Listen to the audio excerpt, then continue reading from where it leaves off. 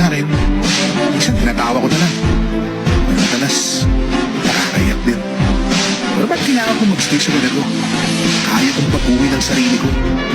Sabi nila, hindi ko daw kaya. Huwag ko na raw lumuhin ang sarili ko. Sabi niya, hanggang sa una lang ako. Hindi ko raw kaya tapusin ang nasimulan ko. Huwag mo nang ipilit. Wala din naman mangyayari. Hindi madali, oo. Pero hindi rin mahirap lalo kung para sa'yo. Para sa pamilya mo, at sa mga tao kumahan sa'yo. Nasa atin ang pagbabago. Hindi dapat tayo panghinaan ng loob. Kaya natin basta magpusigilan tayo at lalabasan ng loob. Hindi, mali kayo. Kaya ko at may mangyayari.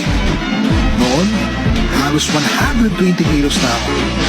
Pero ngayon, 140 kilos na. Tinigil ko na ang pagkain ng korte. Iniwasan ko na ang pagkain ng isang plato lang. Binago ko ang buhay ko.